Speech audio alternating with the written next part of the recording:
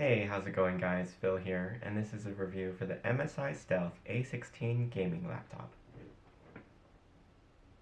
Thank you to Best Buy for sending me this laptop for free to try. In the box, you'll receive the laptop, 6-foot power cord, a power adapter with 4.5-foot cable, and quick start guide. This is the laptop. It measures 14 inches wide, 10 inches from back to front, and is 1 inch thick at the back, tapering down to 13/16 of an inch at the front. It weighs a little over 4.5 pounds, but tops 6 pounds once you add in the weight of the 240-watt charger and power cable. On the right-hand side are the battery LED, combo mic headphone jack, USB-C 4 port with DisplayPort 2.1 out and power delivery in charging capability, a USB-A 3.2 Gen 2 port, and proprietary power port. Along the left-hand side are a Kensington lock slot at the back corner, 2.5 gigabit Ethernet jack, HDMI 2.1 out, and another USB-A 3.2 Gen 2 port. A mirror finish accent bar runs across the backside, bearing the Stealth product line logo, which aptly describes the branding, as the chassis of the laptop is an all-metal black magnesium-aluminum alloy with a durable but unassuming smooth matte finish that looks as great as it feels in the hand. Plus, the finish is pretty good at hiding fingerprints. The etched Dragon Shield logo is so subtle that it's nearly invisible, so pretty stealth. Half of the base is vented with fine mesh, because this laptop outputs a lot of heat during heavy use, though rubber feet at the back, front, and middle keep it raised off your desktop to help with proper airflow. At the front corners are 2 pairs of downward-facing woofers for a total of 4. Access to the internals requires the removal of only 7 screws, though you'll need to break the factory seal sticker to access the one in the middle, and taking off the bottom panel is a little finicky. You'll find the cooling fans and heatsink tubes along the back, and the pre-installed 1TB WD SN560 SSD in the right-hand NVMe slot, with a secondary 2280 M.2 NVMe Gen 4 slot on the left for additional storage. I like that the DC power connector is reversible, like USB-C, and when charging the LED illuminates white. However, I don't love its placement next to the USB-A port, as it's roughly the same size and shape. Note that the laptop can also charge via power delivery up to 100 watts. The laptop's screen opens to a fully lay-flat orientation. On first boot up, you'll need to set up Windows 11, and you'll find that it supports 6 GHz frequency bands as it has a Wi-Fi 7 card inside. I like that there are multiple login options in addition to a password, including Microsoft Hello facial recognition via the webcam, a fingerprint reader to the right of the mouse trackpad, and optional PIN. The 16-inch diagonal IPS display has a 16:10 ratio and 240 Hz max refresh rate. It has a max resolution of 2560 by 1600 and covers 100% of the DCI P3 color space, making this screen awesome for both gaming and creative work, where accurate colors are a must. Colors are bright and vibrant with decent contrast, though I do prefer the deeper true blacks of an OLED monitor. At the top of the screen is a built-in 2-megapixel webcam with infrared that can record 30 FPS video at 1080p with HDR 3D Noise Reduction Plus, which enhances and makes your images clearer when video chatting and streaming.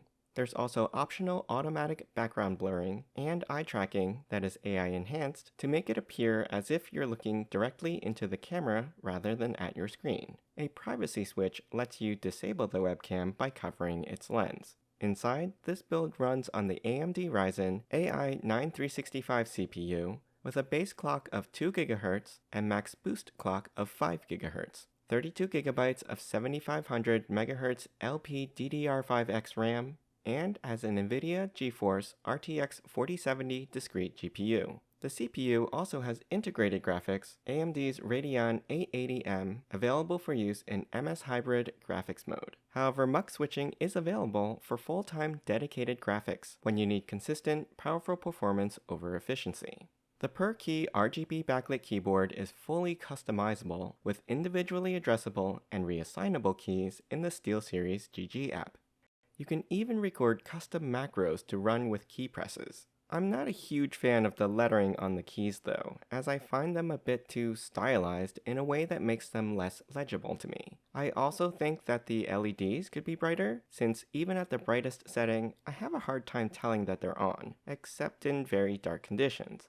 unless of course I'm looking for the lights under the keys and not through them. The other issue I have with it is that the keys have a slightly higher actuation force than I'm used to, which leads to faster fatigue over longer typing sessions. But strangely, they feel a bit mushy when you bottom out the keys.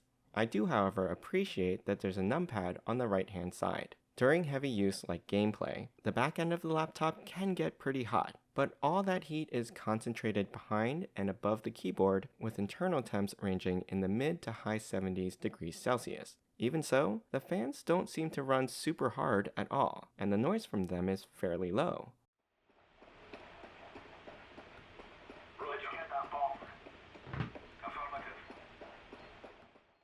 There is a keyboard shortcut to enable max fan speeds though, if you do experience heat throttling performance issues.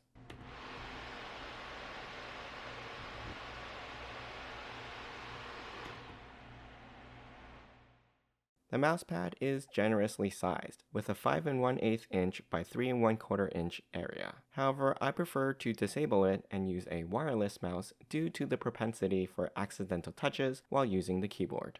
This laptop has a 99.9 watt-hour battery and has some of the best battery life performance that I've seen on any gaming laptop. It's rated to run for up to 13 hours with conservative battery consumption and energy saver options enabled, and for casual use will do just that. Of course, if you want the best performance for gaming and content creation, you'll likely not get more than 3 hours on it, so you'll probably want to have the laptop plugged in.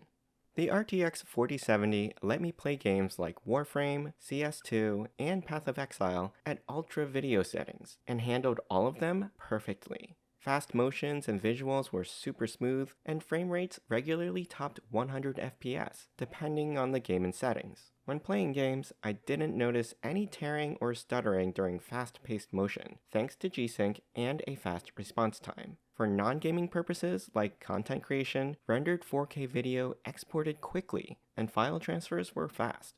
I will say that I'm continually impressed with how good contemporary laptop speakers sound compared to only a few years ago.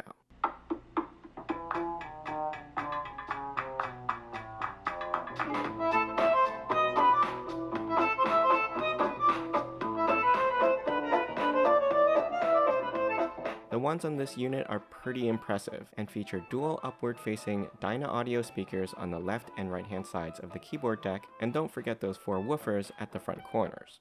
Last but not least is the native AI support of this system, with 50 NPU tops and a total of 80 AI tops, so AI tasks can run locally. It comes with Microsoft's Copilot pre-installed, and there's even a dedicated launch button for it, so you can quickly bring up the chat window and interact with the AI through text or voice, and ask it questions or have it generate content for you. While it can generate both text and images, there seems to be a daily limit on the number of images you can create as a free user. Of course, there's a paid tier for Copilot Pro that unlocks more features and gives you additional boosts for image generation. Interacting with Copilot is interesting and kind of fun, but it has limitations and will let you know when it can no longer proceed down the query path to respond to your input. I also found it interesting that the AI has recall tied to your Microsoft account, so it should remember past interactions to learn more about you as a user and use that information to inform future responses. An internet connection is required, however, to use Copilot.